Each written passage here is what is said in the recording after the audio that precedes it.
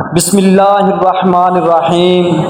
شروع اللہ رب العزت کے بابرکت نام سے جو بڑا مہربان نہایت رحم کرنے والا ہے۔ السلام علیکم ورحمۃ اللہ وبرکاتہ۔ دنیا کی تاریخ میں ایسے بہت سارے بادشاہ اور فرعون گزرے ہیں جن کو ان کی بادشاہت اور دولت کے نشے نے مغرور بنا دیا اور وہ تکبر میں آ کر خدائی کا دعویٰ کر بیٹھے۔ یہ بدبخت لوگ اپنی بے شمار مال و دولت اور بادشاہت کے نشے میں مست ہو کر اللہ تبارک و تعالیٰ کی وحدانیت کو للکارنے لگے اور معاذ اللہ خدائی کا دعویٰ کر بیٹھے۔ اس کے باوجود بھی اللہ تبارک و تعالیٰ نے ان کی طرف بے شمار انبیاء کرام کو مبعوث فرمایا اور ان کو ہدایت کی طرف بلایا، لیکن یہ بدبخت لوگ اپنی سرکشی اور انا پر ڈٹے رہے اور اللہ تبارک و تعالیٰ کی وحدانیت کا انکار کرتے رہے۔ پھر جب یہ لوگ قابل ہدایت نہ رہے تو اللہ تبارک و تعالیٰ نے ان بدبخت لوگوں کو عبرت کا نشانہ بنایا اور ان لوگوں کو تباہ و برباد کر کے رکھ دیا اور ان لوگوں کے نام و نشان کو صف و ہستی سے مٹا دیا۔ اللہ تبارک و تعالیٰ نے ان جھوٹے خداؤں کی دعوے داروں کو ایسی عبرتناک موت دی کہ آج بھی لوگ ان سے عبرت حاصل کرتے ہیں۔ پیارے دوستو، خدائی کا دعویٰ کرنے والے بدبختوں میں سے ایک بدبخت شداد بھی تھا جس نے اللہ تبارک و تعالیٰ کی وحدانیت کو للکارا اور سرکش اور نافرمان ہو گیا۔ پیارے دوستو، شداد کون تھا اور کس طرح اس نے اللہ تبارک و تعالیٰ کی نافرمانی کی اور خدائی کا دعویٰ کیا اور کس طرح اس نے دنیا میں اپنی جنت تیار کی اور اس کی بنائی جانے والی جنت کتنے سالوں میں تیار ہوئی، اور پھر اللہ تبارک و تعالیٰ نے اس بدبخت کو کس طرح دنیا کے لیے عبرت کا نشانہ بنایا اور اس بدبخت کا انجام کیا ہوا، پھر کس طرح ملک الموت علیہ السلام نے دردناک طریقے سے اس کی روح قبض کی۔ پیارے دوستو، ان تمام تر سوالات کے جواب قرآن و حدیث کی روشنی میں آج کی اس ویڈیو میں آپ کو بتاؤں گا، لہٰذا آپ سے گزارش ہے کہ ہماری اس ویڈیو کو اینڈ تک ضرور دیکھیے گا۔ پیارے دوستو، شداد اس قوم کی نسل میں سے تھا جو دنیا کے سب سے طاقتور ترین قوم تھی، جس کو قوم عاد کہا جاتا ہے۔ اس قوم کے بارے میں اللہ تبارک و تعالیٰ قرآن پاک میں ارشاد فرماتا ہے کہ ان کے جیسے قوم نہ اللہ تبارک و تعالیٰ نے ان سے پہلے پیدا کی اور نہ ہی ان کے بعد کسی قوم کو پیدا کیا۔ قوم عاد احقاف کے اندر آباد تھی۔ احقاف ایسی بستی تھی جہاں ریت کے بہت ہی بلند و بالا ٹیلے تھے اور احقاف کا یہ علاقہ یمن اور عمان کے درمیان بکھرا ہوا تھا۔ اس علاقے کے اندر قوم عاد 8,500 سال پہلے آباد تھی۔ اس قوم پر اللہ تبارک و تعالیٰ کا یہ خاص کرم تھا کہ اللہ تبارک و تعالیٰ نے اس قوم کو دنیا کی سب سے طاقتور قوم بنایا تھا۔ اس کے ساتھ ساتھ اللہ تبارک و تعالیٰ نے اس قوم کو سرسبز و شاداب باغ اور وافر مقدار میں کھیت عطا فرمائے تھے۔ اس قوم کے پاس بے شمار جانور تھے اور پینے کے لیے میٹھا پانی تھا۔ اس کے علاوہ بھی اللہ تبارک و تعالیٰ نے اس قوم کو بے شمار نعمتوں سے نوازا تھا۔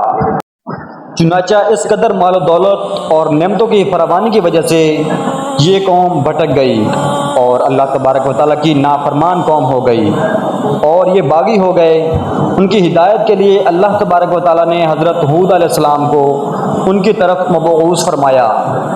حضرت ہود علیہ السلام اس قوم کو اللہ تبارک و تعالیٰ کے حکم سے تبلیغ کرنے لگے اور اللہ تبارک و تعالیٰ کی وحدانیت کی طرف بلانے لگے، لیکن یہ قوم اپنے کفر و شرک سے باز نہ آئی اور حضرت ہود علیہ السلام کا مذاق اڑانے لگی۔ شداد جو کہ اس قوم کی نسل میں سے تھا، وہ اس قوم کا بادشاہ تھا اور یہ 2 بھائی تھے۔ روایات میں آتا ہے کہ ایک کا نام شداد تھا اور ایک کا نام شدید تھا۔ شدید پہلے بادشاہ بنا اور وہ فوت ہو گیا۔ اس کے بعد شداد نے حکومت سنبھالی اور اس طرح یہ دنیا کی سب سے طاقتور قوم عاد کا بادشاہ بن گیا۔ پیارے دوستو، شداد ایک وسیع و عریض سلطنت کا بادشاہ تھا۔ شداد کی یہ بادشاہت یمن سے لے کر عراق تک اور بعض روایات کے مطابق ایران تک پھیلی ہوئی تھی۔ شداد نے اپنی طاقت کے زور پر بڑے بڑے بادشاہوں کو اپنے زیر کر لیا تھا۔ چنانچہ اس بدبخت کو حضرت ہود علیہ السلام نے سنبھالنے کی بہت کوشش کی، لیکن اس کا دل بھی بند تھا۔ چنانچہ جب حضرت ہود علیہ السلام نے شداد کو اللہ تبارک و تعالیٰ کی وحدانیت کی طرف بلایا اور ایک خدا کی عبادت کرنے کا حکم دیا، تو اس وقت شداد اور حضرت ہود علیہ السلام کے درمیان ایک زبردست مکالمہ ہوا، جس کے نتیجے میں شداد نے حضرت ہود علیہ السلام سے پوچھا کہ اگر میں اللہ تبارک و تعالیٰ پر ایمان لے آؤں تو مجھے کیا حاصل ہوگا؟ تو اس وقت حضرت ہود علیہ السلام نے شداد سے فرمایا کہ تم پر جنت حلال ہو جائے گی۔ اور جنت کا نام سنتے ہی شداد حضرت ہود علیہ السلام سے پوچھنے لگا کہ یہ جنت کیا ہے؟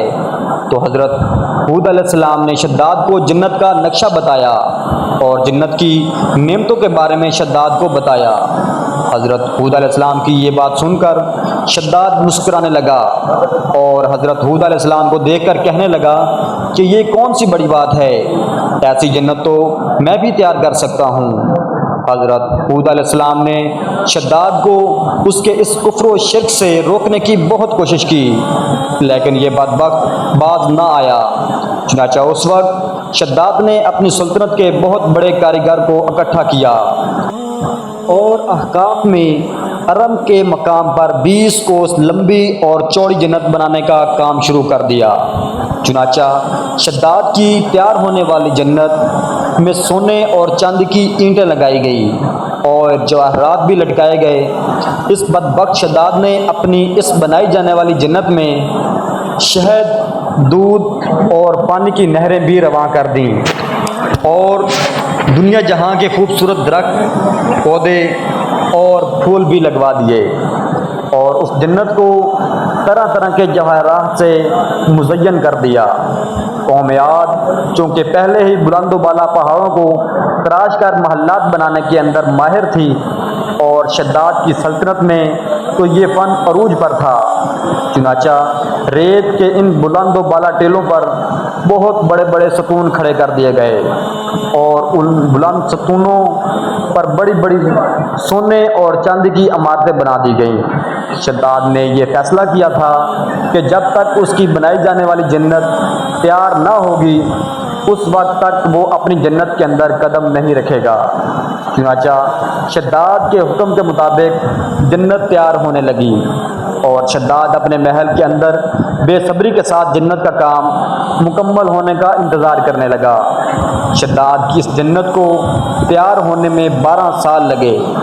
12 سال کے اندر جب یہ جنت مکمل تیار ہو گئی اور اس کو طرح طرح کے ہیرے جواہرات سے مزین کر دیا گیا اور طرح طرح کی خوبصورتی سے مزین کر دیا گیا، تو اس وقت شداد کو اس کی جنت کے تیار ہونے کا پیغام پہنچا دیا گیا۔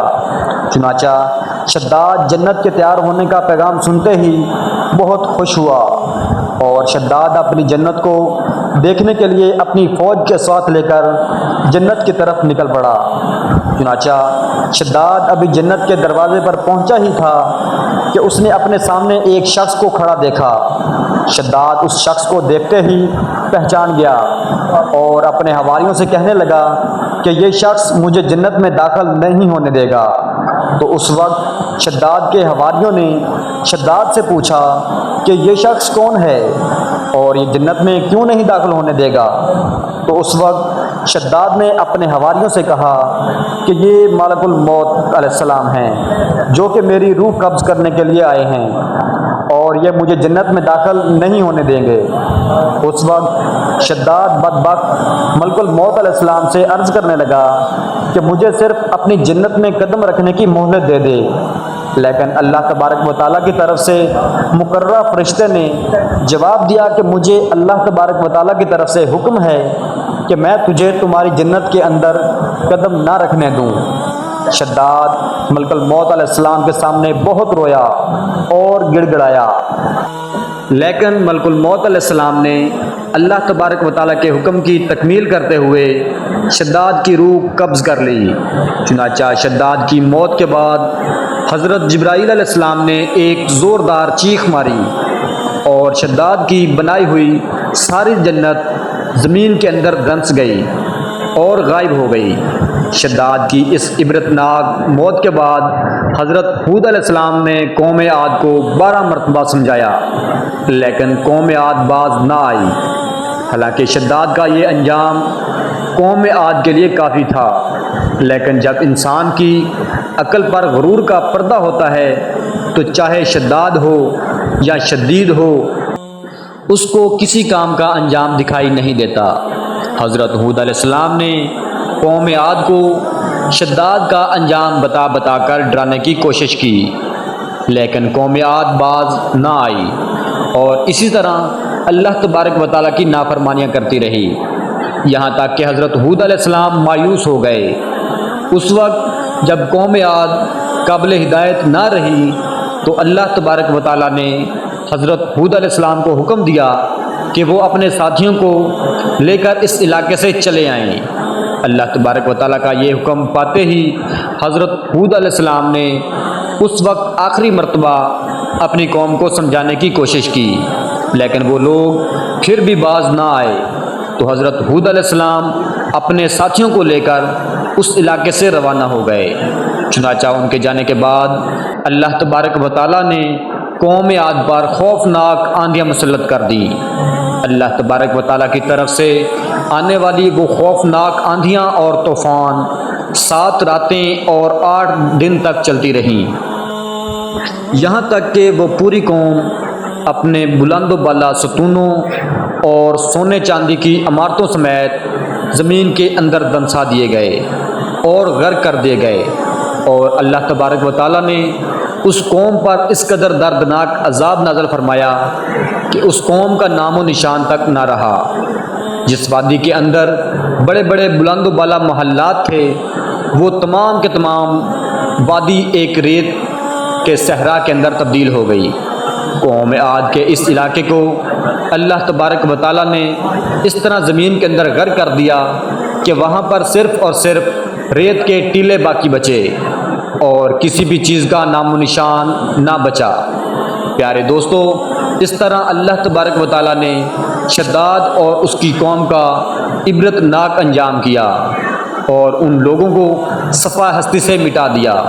اللہ تبارک و تعالیٰ سے دعا ہے کہ اللہ تبارک و تعالیٰ ہمیشہ اپنے حضور عاجزی و انکساری کے ساتھ زندگی گزارنے کی توفیق عطا فرمائے اور حضور اکرم صلی اللہ علیہ وسلم کے بتائے ہوئے راستے پر چلنے کی توفیق عطا فرمائے۔